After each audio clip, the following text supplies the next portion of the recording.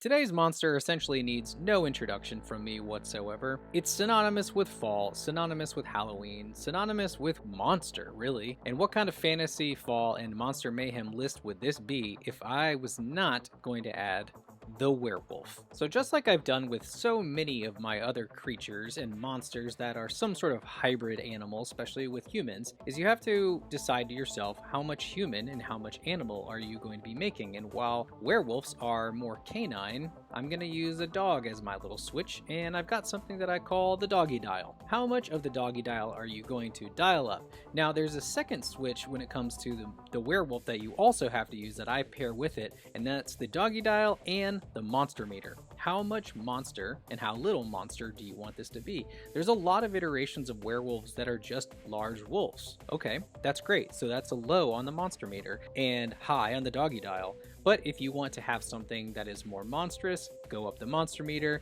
and then kind of find yourself halfway in between. Now, learning to morph the muzzle from a human to a dog is going to be really helpful for all of those little in-between phases, whether you want it to be somewhere on the low or mid tier of the doggy dial. And understanding that the nose for a human, essentially if you rotate it up and you push it outward, that just becomes the snout of the dog. The overall head shape is also going to pinch, so you're going to get a slimmer and a smaller head as you go. But just to keep that in mind, but know that really the anatomy of that nose is not so different from the human.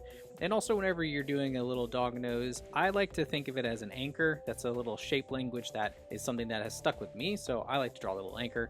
But essentially, just knowing how that is going to push out is going to help you if you are more comfortable drawing humans, and then you need to draw something that's a little more anthropomorphic. Now, manipulating the mouth is also pretty important because you've moved the muzzle. Now you got to understand the mouth shape too, because that's going to be right in line with the muzzle. So obviously, as humans, we have something that's more of a circular cylinder, more of an oval, and these dogs are going to have something that's a little more boxy, like a long box, possibly a little bit more triangular, just depends. So somewhere in the middle, find an oval, triangular, or purely oval, and then use that for your mouth. That's a nice little in between, but it's going to fit the monster style a lot better than picking really one over the other. Unless you do want to lean more into the dog, you're a little bit safer doing that, but finding that in between is just a good little spot, and that's what it looks like. And I usually like to do the in between because I like having a little bit of both.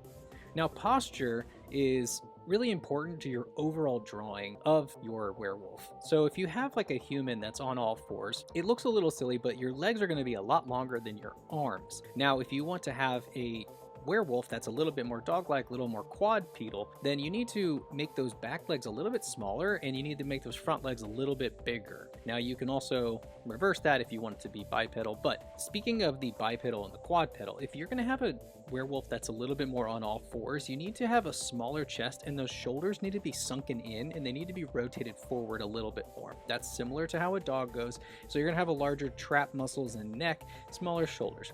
But if you want to have an upright werewolf, you need to pull that chest out and push those shoulders back and expose that chest a little bit more. Now, some handy tips of understanding the paws and the hands together.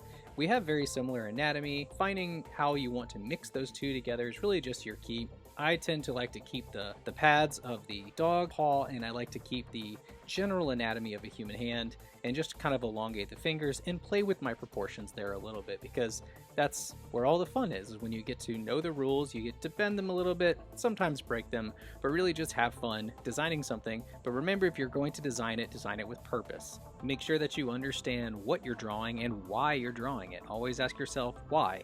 Does this have narrative importance to my story and to this character?